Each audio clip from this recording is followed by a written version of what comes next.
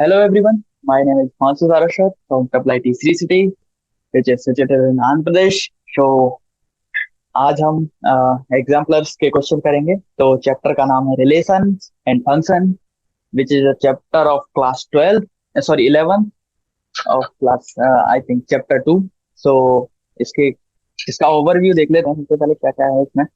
तो इस चैप्टर में क्या है, तो जैसा कि इसका नाम है रिलेशन एंड फंक्शन, तो इसके अंतर्गत हम बहुत सारे रिलेशंस के प्रकारों को समझेंगे। मतलब वैसे आपने समझ लिया होगा इसको। आज हम इसमें बहुत सारे डिफरेंट डिफरेंट टाइप के क्वेश्चंस करने वाले हैं।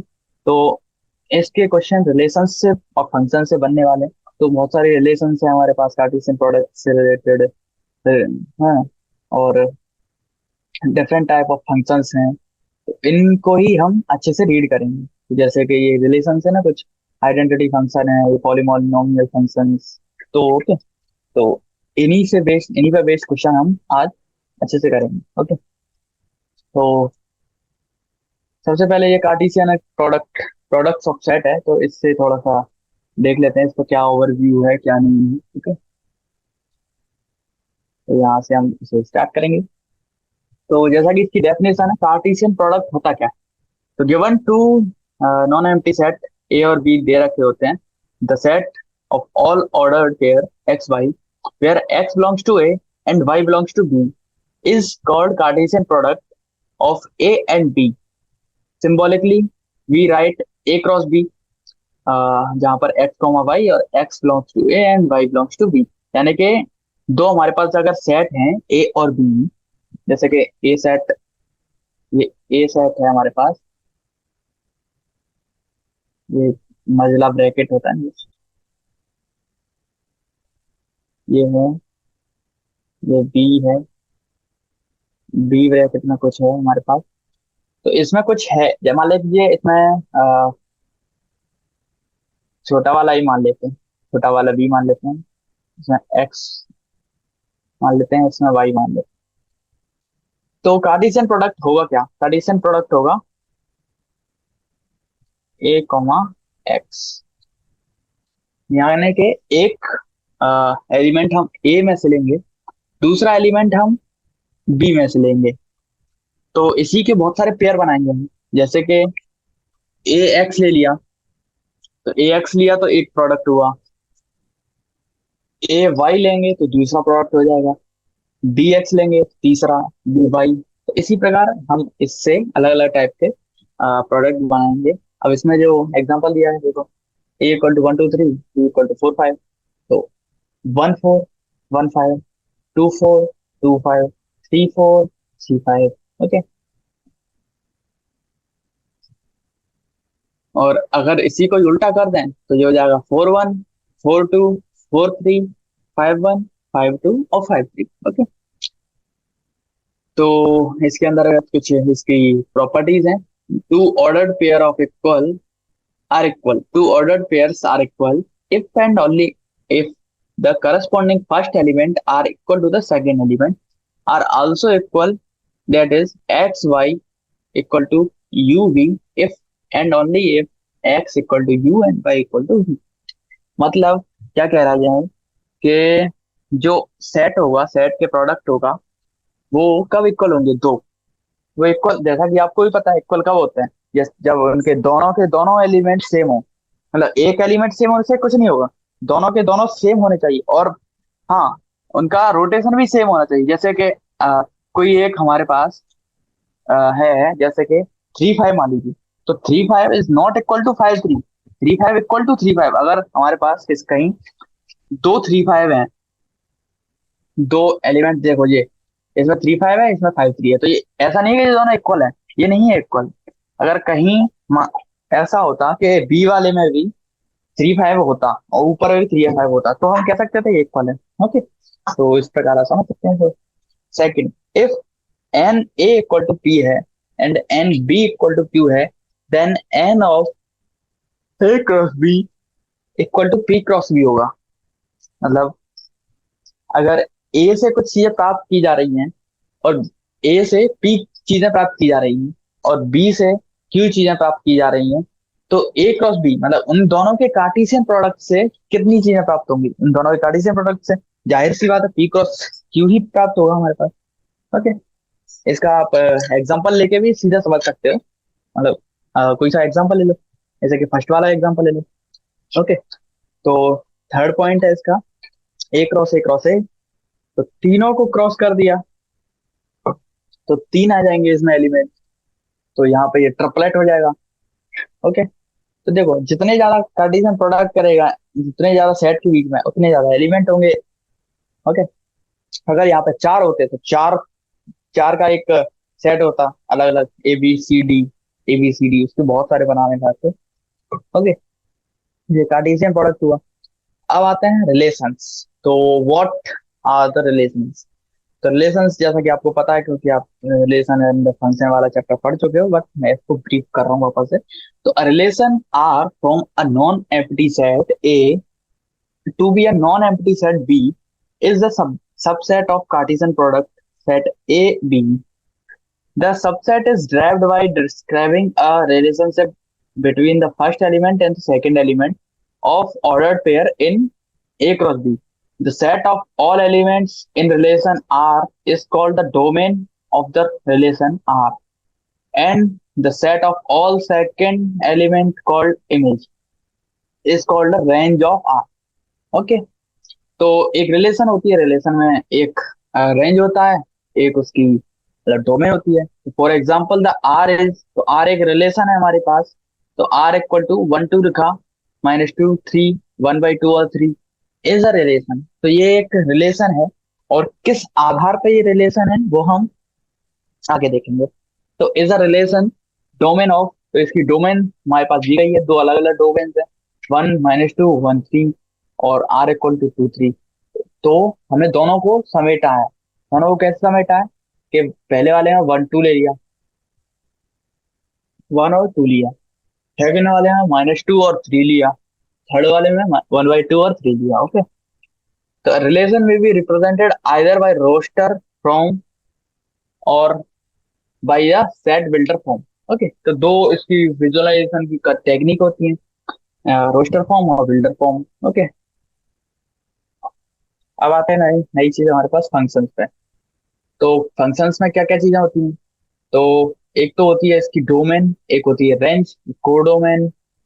तो the notation X Y means that F is a function from X to Y is called the domain, okay, of F, and Y is called codomain of F.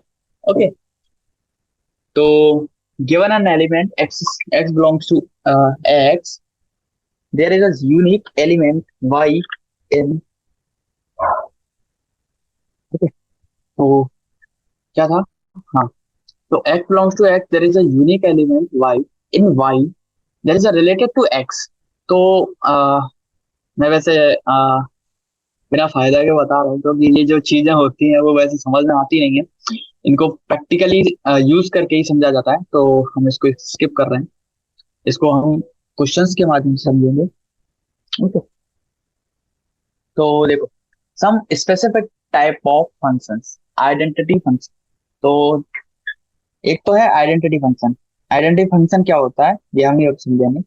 तो identity function जैसा कि उसका नाम है, आइडेंटिटी मतलब कुछ जैसा कि आपने मैट्रिक्स में पढ़ा होगा, आइडेंटिटी मैट्रिक्स, तो उसमें सारे वन वन होते हैं, मतलब जो उसके डायगनल्स पे होते हैं ना वो वन वन होते हैं। ओके, और डायगनल्स पे वन वन के साथ साथ ही अ, उसका जो डिटर्मिनेंट है वो भी वन होता है। हम्म, तो इसी प्रकार ये है, the function R to R defined Y equal to F X equal to X for each X belongs to S R is called identity function. मतलब अगर हम किसी फंक्शन जो मतलब जैसा कि हम अ, अगर किसी फंक्शन में हम कोई वैल्यू रखें तो उसकी जो हम डोमेन रखें वही उसकी रेंज आ जाए, मतलब जो उसकी डोमेन हो वही उसकी रेंज हो, तो ये एक आइडेंटिटी फंक्शन है। ओके, ओके, और नेक्स्ट आते हैं कांस्टेंट फंक्शन। तो कांस्टेंट में क्या आता है कि अगर हम कुछ भी डोमेन रखें उसमें, लेकिन आई हमेशा एक चीज कांस्टेंट।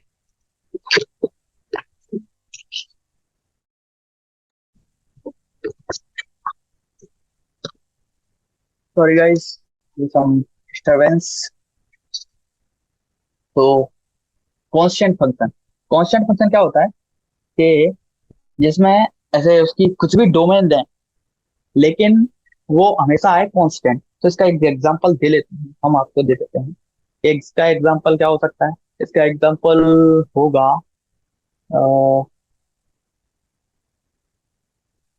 ओके, तो इसका एग्जांपल होगा modulus of X by 100। Modulus of X by 100 where इसकी डोमेन हम डिसाइड कर रहे हैं 1 to 100। 100 नहीं, मतलब इक्वल तो नहीं, ये 1 to 100 with open open bracket, मतलब हम इसमें 100 को यूज नहीं करेंगे। तो इसमें जब भी हम एक्स की वैल्यू कुछ भी रखेंगे तो ये हमेशा जीरो को ही पहुंचेगा। जैसे कि आप रख लो, इसमें कुछ भी वैल्यू रखो, 1 to 100 के बीच में कुछ भी रखो।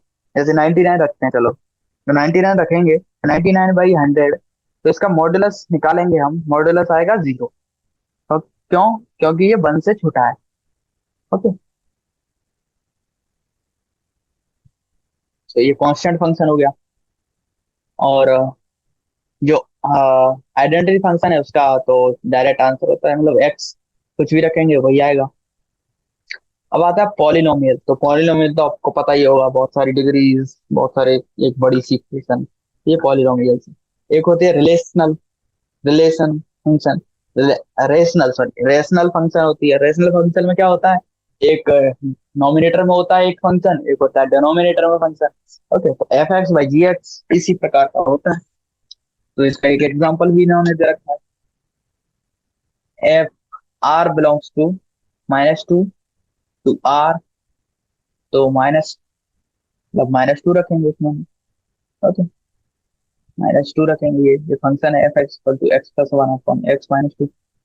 ओके, तो इसमें मतलब जो आर माइनस ऑफ -2 है, ये क्या है, इसका मतलब क्या है?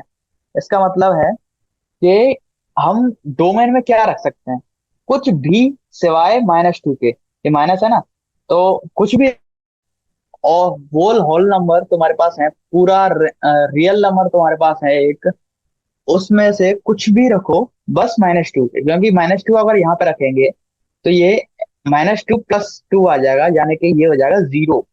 और डिनोमिनेटर में जीरो हम अलाउ नहीं करते मैथ में। ओके, इससे बचा जाता है। जहां भी डिनोमिनेटर में जीरो आ जाए, उससे साइंटिस्ट बहुत डरते थे, मैथमेटिशियन। तो उसको, मतलब इन्होंने नियम ही बना दिया कि इसका हम यूज ही नहीं करेंगे, इसको हम लाएंगे ही नहीं। अब आते हैं मॉडल, अच्छा ये तो मेरा ही एग्जांपल ले लिया हमने, मॉडुलस फंक्शन। तो मॉडुलस है ये। ओके, इसका रेंज है, डोमेन इसमें आर रखेंगे, तो रेंज में हमें आर पॉजिटिव मिलेगा with zero. Hmm. Okay, modulus तो आप जानते ही होंगे क्या होता है। अब आते हैं सिग्नम फंक्शन। तो सिग्नम क्या होता है कि अगर x ग्रेटर जीरो है तो आता है 1, अगर x इक्वल टू जीरो है तो आता है जीरो, और अगर x लेस देन जीरो है तो आता है -1। ओके, सॉरी, हाँ -1 आता है। तो ये हो गया सिग्नम फंक्शन। फिर आएगा एक greatest integer function. Greatest integer में क्या होता है? हाँ, जो एक बात तो आपको थोड़ा सा विचार नहीं करनी पड़ेगी, जो कि मैं मॉडुलस फंक्शन इसको बोला था, जिसमें मॉडुलस मतलब क्या होता है, मॉडुलस हर नेगेटिव चीज को पॉजिटिव बनाने वाला है। लेकिन ये जो मॉडल, मतलब ये मैं वो नहीं है जो मैंने बताया था, ये मॉडुलस, सॉरी, मैंने अपनी कंप्यूटर प्रोग्रामिंग की लैंग्वेज में इसको मॉडुलस बोल दिया था। इसको मॉड, ये होता है मतलब लीस्ट इंटीजर होता है, इंटीजर फंक्शन होता है, अगर मैथ की भाषा में बोला जाए तो मॉडुलस इसको कंप्यूटर लैंग्वेज में बोला जाता है। ओके, तो greatest integer function, the real function R2R, तो ग्रेटेस्ट इंटीजर जैसा कि आपको पता, हाँ ये रहा, इसको आप ग्रेटेस्ट इंटीजर बोला जाता है।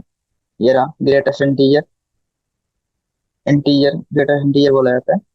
तो जीरो आएगा 0 to 1 के बीच में, 1 आएगा 1 to 2 के बीच में, 2 आएगा 2 to 3 के बीच में, एंड सो ऑन। ओके, तो अलजेब्रा ऑफ रियल फंक्शन, तो इसकी अलजेब्रा भी होती है अच्छी खासी। इसकी अलजेब्रा को हम समझेंगे, addition of two real function.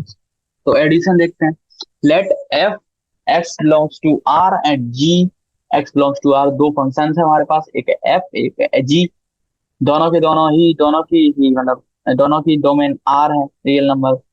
B any two real number where X belongs to R, then we define x plus g, f plus g is x to r by x plus g, sorry f plus g x, f x plus g। Okay, तो ये कुछ rules हैं और कुछ नहीं। अगर दो relations को जोड़ा, दो फंक्शंस को जोड़ा जाए तो उनके मतलब फंक्शंस को जोड़ के मतलब ये कम्यूटेटिव प्रॉपर्टी शो करते हैं। अंदर प्लस लगाएंगे तो उनको डिस्ट्रीब्यूट किया जा सकता है। हाँ ओके, तो मल्टीप्लिकेशन मतलब मल्टीप्लिकेसिटी रूल भी फॉलो करते हैं, ये कुछ नियम है इसके। Multiplication of two real numbers, okay, quotient of two real numbers, इस प्रकार से। ओके, तो अब आते हैं शॉर्ट आंसर टाइप क्वेश्चंस पर।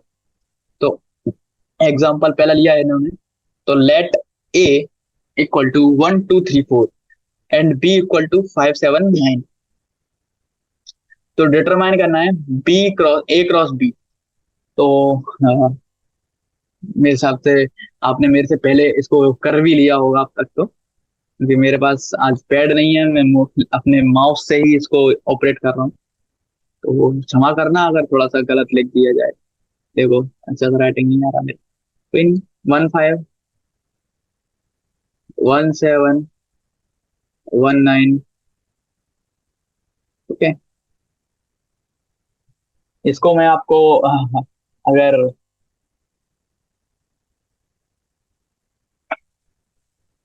ओके, ये 15, ओके, तो ऐसा ही 2 आएगा सारे में, 2 आएगा, फिर 2 के साथ 3 आएगा, 3 के साथ 4 आएगा। ओके, तो 1 2 3 4 बहुत सारे हो जाएंगे। आ, इसको मैं आपको कोडिंग करके भी दिखा सकता हूँ अगर कोई नहीं, वैसे आपको अभी अलाउ नहीं है। मैं ये आपके बहुत ज्यादा सिलेबस से दूर हो जाएगा, वरना मैं इसको आपको कोड करके भी दिखा सकता था कि दो कुछ मतलब दो इनको कोड कैसे किया जाता है। ओके, ओके, तो नेक्स्ट बी क्रॉस है। तो बी क्रॉस है में क्या होगा, ये 1 5 7 है ना, तो इसको बस उल्टा कर देंगे, ये हो जाएगा 5 1 5 2 5 3 5 4, और इधर 7 1 7 2 7 3 7 4 9 1 9 2 9 3 9 4। ओके, तो इसका कोड जो है मतलब कंप्यूटर लैंग्वेज है वो बहुत ज्यादा अच्छा है, ऑसम ऑसम कोड है ये। तो ये देखो, is A cross B equal to B cross A ना, क्यों? क्योंकि किसी भी दो को हम इक्वल कब कहेंगे, जब अगर इसको हम एक्स कहें, इसको वाई कहें, इसको यू कहें, इसको वी कहें, तो एक्स यू के बराबर हो और वी यू के बराबर वी हो, सॉरी वी हो वाई के बराबर। तो यहाँ पर 1 ना तो 5 के बराबर है, ना ही 5 1 के बराबर है। जैसे दोनों में सेम एलिमेंट हो, जैसे 1 1 हो उधर भी हो, ये भी मतलब देखो, एक रूल था ना अभी जो पढ़ा था, उस रूल के अनुसार A cross B equal to हम क्या रख सकते हैं, N of A into A of B. Okay, तो 4 into 3 इक्वल टू 12, और बी ये करेंगे। अब देखो, ये जो ए है ना, ये क्या है, ये है इसकी लेंथ। देखो ए की लेंथ है 4, बी की लेंथ है 3, इसमें देखो 3 और 4, ये वापस से 12 हो गया। ओके, तो hence दोनों सेम है। अब नेक्स्ट देखो, नेक्स्ट क्या है, नेक्स्ट है find X and Y if. तो एक्स और वाई फाइंड करने हैं अपन, तो इन दोनों को इक्वेट करना पड़ेगा सबसे पहले। तो देखो, रियल जो इक्वेस दोनों को इक्वेट करने का रूल क्या था? दोनों को इक्वेट करने का रूल था, हाईजैक पे पता, अंडरलाइन चाहिए, हाँ, तेरा हाईलाइट। ओके, तो दोनों को इक्वेट करने का रूल क्या था कि एक्स, को बताता हूँ, ये एक्स कॉमा वाई है अगर, और भी कॉमा डब्ल्यू ले लिया, तो ये इसके इक्वल होना चाहिए, इसके इक्वल होना चाहिए, यानी कि इसका मतलब 4x+3 इक्वल टू होगा 3x+5, यानी कि 4x+3, और हम लिख भी सकते हैं इसको, तो 4x+3 इक्वल टू 12 कैसे होगा, 4x+3 equal to 3x+5। Okay, तो हम इसको लिखेंगे, तो जो देखो, इसको थोड़ा बड़ा कर लेता हूँ, थोड़ा चौड़ा भी कर लेते हैं। तो ये जो 3x है ना, 3x को लेफ्ट लेफ्ट हैंड साइड लेके आएंगे, तो 4x - 3x इक्वल टू ये क्या हो जाएगा, 5x माइनस, सॉरी, 5 - 3। ओके, तो ये हो जाए, इधर बचेगा x, उधर बचेगा 2। ओके, तो x इक्वल टू 2 हो जाएगा। ओके, और अगर हमें y तो डायरेक्ट दिया है, y इक्वल टू -2, तो ये x की वैल्यू आ गई, ये y की वैल्यू आ गई। जैसे ही, अगर ऐसे ही इसको भी निकालना हो तो ये भी निकाल लेंगे हम। ये कैसे निकालेंगे, सबसे पहले इसको पूरा सेलेक्ट करके नेगेटिव कर लेते हैं। देखो, x माइनस माइनस वाई, और ये क्या, x -y, x - y equal to 6 दिया है, और x प्लस, और x+y इक्वल टू 10 दिया है। कैसे निकालेंगे, दोनों को ऐड कर दें, दोनों को ऐड करेंगे तो क्या हो जाएगा, 2x, और जो y है तो दोनों कट जाएंगे, 2x इक्वल टू 16। इससे क्या आएगा, x इक्वल टू 16/2, तो क्या है ये, 8। x की वैल्यू आ गई 8, और अगर हमें y की वैल्यू निकालनी है तो x की वैल्यू यहाँ रख देंगे, तो 2 - y इक्वल टू 6 है। सॉरी, क्यों क्यों, x की वैल्यू तो 8 थी ना, 8 - 6, अरे यार, y इक्वल टू 6, तो क्या हो जाएगा, y इक्वल टू 2, तो y इक्वल टू 2 हमारे पास आ गए। ओके, तो ये हो गया। एग्जाम्पल 3 करते हैं, चलो।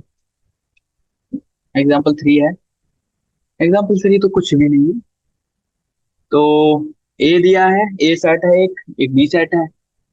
तो find the set of ordered pair of such that a is factor of b and a less than b होना चाहिए।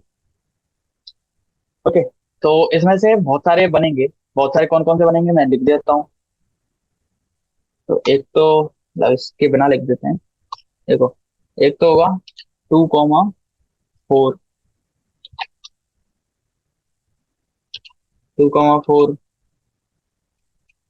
2,6, 2,18, 2,27, 2,54। ओके, तो इसी तरह से 4,4, 4,6, 4,18, 4,27,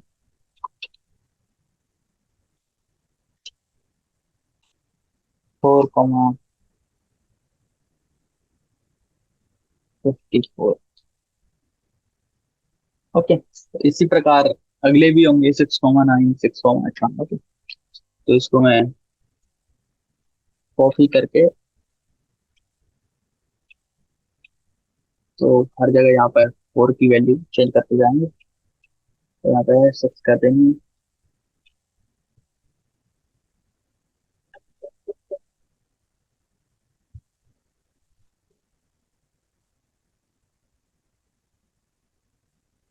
यहाँ पर हमको 9 कर देंगे।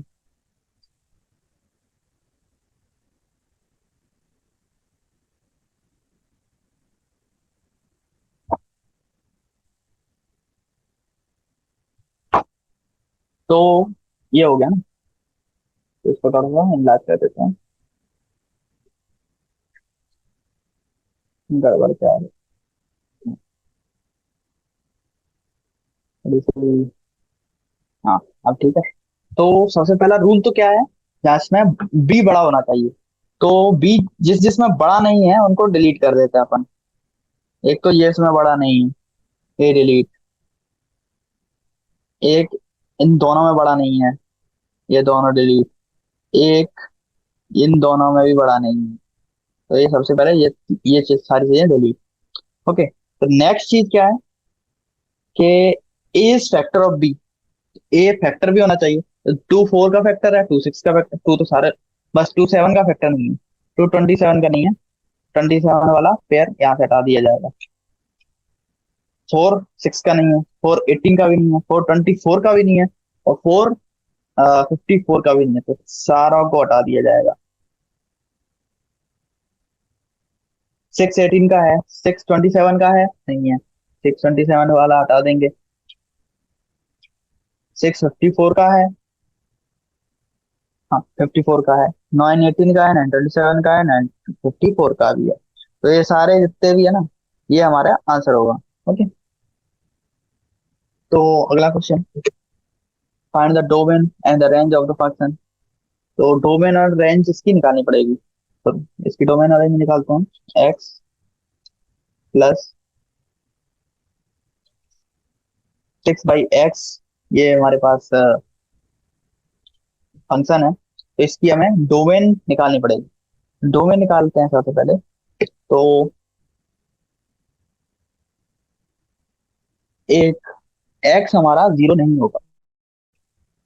ओके, तो हाँ, इसमें एक्स की रेंज थोड़ी सी दी गई है। एक्स होगा <6।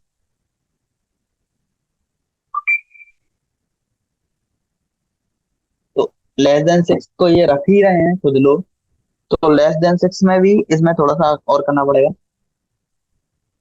when x = 1 and y = 7 belongs to n, so 1, n belongs to r, again x = 2, मतलब अलग अलग रखते जाएंगे। x की वैल्यू 2 रखेंगे तो क्या आएगा, x की वैल्यू 1 रखेंगे तो क्या आएगा, ये सारी चीजें रखते जाएंगे। ओके, 3 उसके बाद x की वैल्यू 4 रखेंगे। ओके,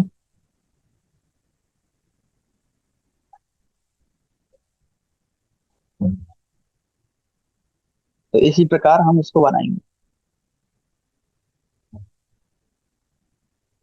तो इन्होंने 1, 2, 3 की रेंज के बीच में, सॉरी डोमेन के बीच में 7, 5 की इसकी रेंज निकाली है। ओके, तो इस तरह से हम इसकी रेंज और बाकी सब चीजें निकाल लेंगे। Okay, next question. Next question है 6, find the domain of which function. तो इस फंक्शन की डोमेन निकालना है। f = 2x² - 1 and g(x = 1, 3) R equal. Okay, तो दोनों फंक्शन अगर इक्वल हैं तो इनकी हमको अ, निकालना पड़ेगी। तो इसमें हम लिखते हैं ठीक है। अरे यार हो गया तो चलो ठीक है। तो 2x², 2x, अरे यार ये क्या करूँ,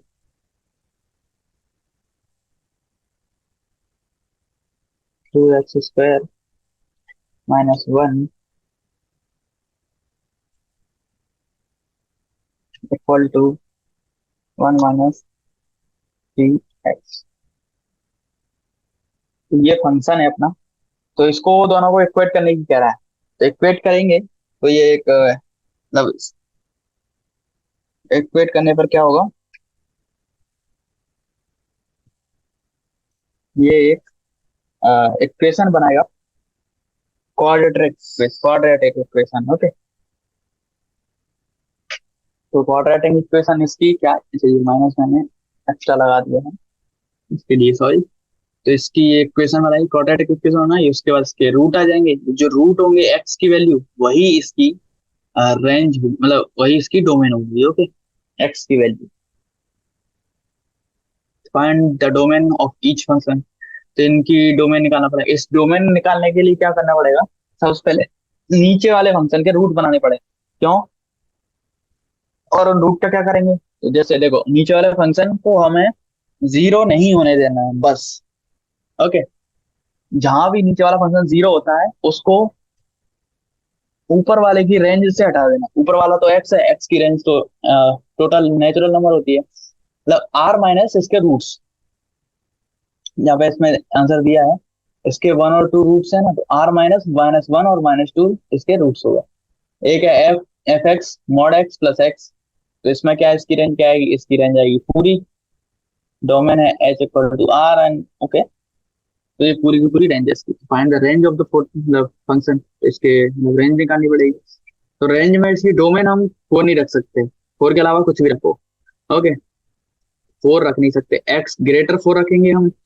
तो ग्रेटर फोर रखने पे क्या आएगा, अगर हम इसमें ग्रेटर फोर रखते हैं तो ये दोनों पॉजिटिव हो जाएंगे, पॉजिटिव पॉजिटिव यानी वन आएगा। अगर हम लेस देन फोर रखते हैं तो ये नेगेटिव हो जाएगा, तो वन हो जाएगा, -1 आएगा। ओके। इसमें देखो, इसमें हमको इसको नेगेटिव नहीं होने देना है, अंदर वाली चीज को, यानी कि एक्स की वैल्यू, x² की जो वैल्यू होगी वो 16 से लेस होगी। ओके। तो 16 से लेस करेंगे तो -4 to 4 के बीच में इसकी रेंज आएगी, भले ही इसमें है। तो -4 to 4 के बीच में इसकी रेंज आ जाएगी। ओके। इसी प्रकार ये एग्जाम्पल 9th है, एग्जाम्पल 10th भी सेम इसी प्रकार का है। ओके। अब आते हैं ऑब्जेक्टिव टाइप क्वेश्चन पे। ऑब्जेक्टिव में एग्जाम्पल 11 करें। एग्जाम्पल देखते हैं इसमें टोटल कितने क्वेश्चन टोटल है। हाँ, तो बहुत सारे question, 42 question, so many question guys. चलो ऑब्जेक्टिव टाइप क्वेश्चन करता है। तो एग्जांपल इसमें है first, the domain of function F defined by F X equal to, मतलब इसकी, एक minute. Okay okay okay okay okay,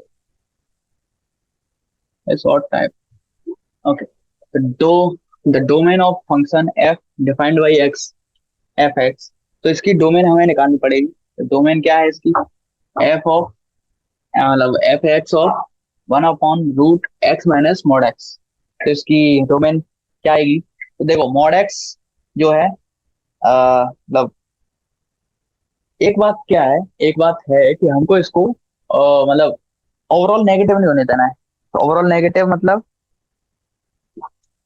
अ, देखो, अगर हम इसमें आर पॉजिटिव रखते हैं, आर पॉजिटिव रखेंगे तो इसमें कुछ मतलब मॉड्यूलस में कुछ चेंज नहीं आएगा, कुछ चेंज नहीं आएगा, तो x - x होगा यानी कि जीरो। तो जीरो हमें होने नहीं देगा, हमें होने नहीं देना है। ओके। तो आर पॉजिटिव हम इसका आंसर नहीं रख सकते, आर पॉजिटिव नहीं रख सकते, इसका मतलब टोटल आर तो तब कभी भी नहीं रख सकते। तो क्या था हमारा क्वेश्चन चल रहा था कि F X equal to 1/√x - mod x। तो इसमें क्या था, हम इसमें आर पॉजिटिव नहीं रख सकते। क्यों, क्योंकि रखें आर पॉजिटिव रखेंगे तो आर पॉजिटिव रखने से ये x - x हो जाएगा यानी कि जीरो। तो 1/0 तो कुछ होता ही नहीं है। और अगर हम आर नेगेटिव रखते हैं आर लेस देन 0 रख सकते हैं, तो ये हो जाएगा 2x। तो 10 is not defined for any x belongs to R, तो none of these is our answer. Okay, तो इफ, अगला क्वेश्चन एग्जांपल लेते हैं। इफ एक्स एफ एक्स जो है equal to X cube minus one upon X cube है, then F X plus F of one upon X की value क्या होगी? ओके, तो इसको हम निकालते हैं। तो क्या दे रखना है कि, तो एफ एक्स तो हमारे पास यही है, one upon X Q, sorry, minus one upon X Q, ये हो गया F x. F of one upon x निकाल देते हैं, क्या आएगा? Plus one upon X Q plus of one upon, sorry, one upon F x होगा, तो ये हो जाएगा एक्स क्यूब वापस। तो ये इससे कट जाएगा, ये इससे कट जाएगा, यानी कि टोटल नेट 0 हो जाएगा, तो 0 इसका आंसर है। ओके,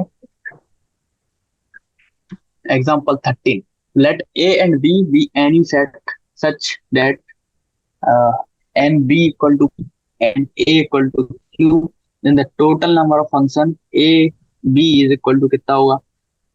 तो n element of set A, say xi, can be connected with the element of set B is p ways, hence there are exactly p power q functions. Okay, तो अगर हम a tense to b रख रहे हैं, तो हमारे पास p power q function हो जाएंगे, बहुत सारे फंक्शन, मतलब बहुत ही ज्यादा। ओके, तो ये कार्टेशियन प्रोडक्ट का फंक्शन है। ओके, तो let F X and G be two functions given by, okay, let F and G be two functions हैं, एफ एक्स ये है, जी एक्स ये है, then domain of F plus G क्या होगा? तो domain of F plus G क्या होगा? देखो, सबसे पहले एफ का डोमेन निकाल लेते हैं। एफ का डोमेन है कितना? 2, 5, 8 एंड 10। पहला टर्म जो होता है वो होता है डोमेन वाला, दूसरा टर्म होता है रेंज वाला। ओके, तो 2, 5, 8, 10 इसकी डोमेन है। सेकंड जी वाले की क्या है? 2, 7, 8, 10 और 11। तो एफ एक्स प्लस जी की डोमेन क्या हो जाएगी? मतलब दोनों में से कॉमन चीज है, तो एक तो 2 कॉमन है, एक 8 कॉमन है, एक एक 10 कॉमन है। ओके, ये सारी चीजों को हम निकाल लेंगे, तो ये तीन चीजें हमारे पास कॉमन हो गई, तो इसकी ये कॉमन डोमेन आ जाएगा एफ प्लस जी का। ओके, तो नया question, let A equal to one, sorry, -1, 2 और 3 एंड बी इक्वल टू 1, 3 है। डिटरमाइन करना है बहुत सारी चीजें, तो चलो डिटरमाइन करते हैं। तो सबसे पहले करते हैं ए और बी, तो ए बी को करते हैं। तो होगा -1, 1,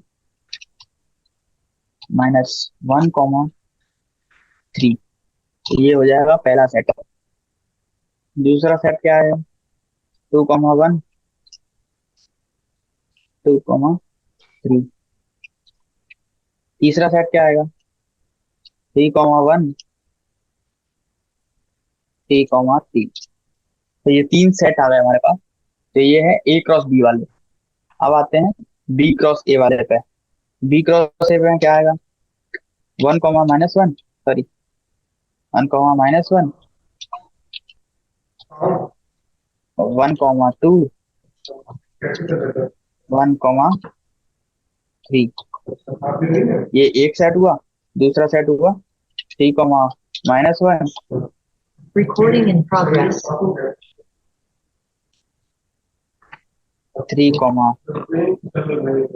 2, 3, 3। तो इसमें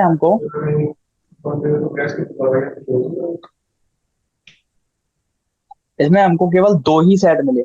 ओके, तो ये एक मैट्रिक्स की तरह है, मैट्रिक्स को इसमें घुमा दिया है।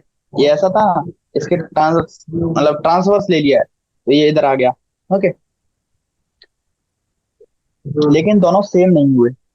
अब इसमें बी टू बी करेंगे, तो बी टू बी करेंगे तो क्या आएगा? 1, 1, 1, 1, 1, 3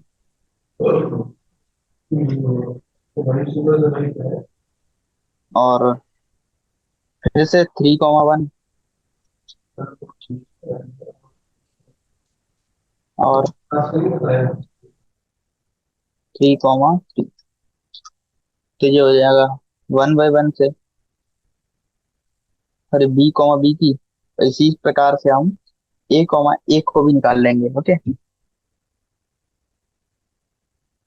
तो एक क्रॉस एक में कितने आ जाएंगे, देखो इसमें थे 6 एलिमेंट, इसमें भी 6 एलिमेंट, इसमें 2 एलिमेंट, और इसमें 4 एलिमेंट, और एक क्रॉस ए में आएंगे 9 एलिमेंट, क्योंकि -1, -1, -1, -1, 2, -1, 3, और 2, -1, 2, 2, 2, 3, 3, -1, 3, 2, 3, 3। ओके, ये 9 एलिमेंट इसमें आए। ओके, तो ये हो गया शॉर्ट आंसर टाइप का पहला क्वेश्चन। ओके, तो बाकी क्वेश्चंस हमारे पास कितने बचे, अगला क्वेश्चन देख लेते हैं। If p equal to X, X less than 3 है। ओके, तो ये इसकी डोमेन दे रखी है, x बिलोंग टू n है, और q है, q में x, x less than equal to 2 है। ओके, तो हमारे पास p क्या डिफाइन करेगा, p हमारे पास होगा 1 to ∞ तक। क्यों? क्योंकि ये एक नेचुरल नंबर है p। और क्या होगा, q देख लेते हैं। q होगा 0, 1, 2, 3, और उसके बाद बहुत सारे नंबर। इसको भी थोड़ा सा अंदाज कर लेते हैं, 20। तो ये है, तो पहला वाले में क्या है, पी के पास, नो सॉरी, पी ये नहीं है, ये मैंने नेचुरल नंबर दिया है। तो पी के पास क्या है, पी के पास <3 है ना, तो यहाँ से इसके पास दो ही एलिमेंट होंगे। क्यू के पास कितना है, क्यू के पास 3 एलिमेंट होंगे। ओके, तो ये पी के पास 2, और क्यू के पास ये। और अब क्या निकालना पड़ेगा, पी यूनियन क्यू, यूनियन करेंगे तो कॉमन कॉमन ले लेंगे, तो क्या आ जाएगा, यूनियन। तो यूनियन क्या आएगा, अबे, हाँ, यूनियन क्या आएगा, 0, 1, 2। तो ये यूनियन है। इंटरसेक्शन क्या आएगा, इंटरसेक्शन का साइन क्या होगा, कोई सही नहीं है मेरे पास, चलो इंट कर देते हैं। इंटरसेक्शन क्या आएगा, इंटरसेक्शन आएगा 0, सॉरी 1 और 2। तो ये हो गई, इन दोनों को क्रॉस प्रोडक्ट लेना है, तो क्रॉस प्रोडक्ट में क्या आएगा, 0, 1, 0, 2, 1, 1, 1, 2, 2, 1, 2, 2। ओके, तो ये हो जाएगा थर्ड क्वेश्चन हमारा। ओके, इसी के साथ आज का लेक्चर खत्म करते हैं, क्योंकि हमने सेकंड क्वेश्चन तक कर लिया है। तो इससे बचे हुए क्वेश्चंस हम अपने नेक्स्ट लेक्चर में देखेंगे, जो हमें 40 क्वेश्चन करने पड़ेंगे उसमें। ओके, तो तब तक के लिए गुड बाय। आप अच्छे से प्रैक्टिस करते रहिए, और अपने लक्ष्य को, अपने गंतव्य को प्राप्त करें, ये मेरी आशा है। Okay, then good bye, see you, जय सिया राम।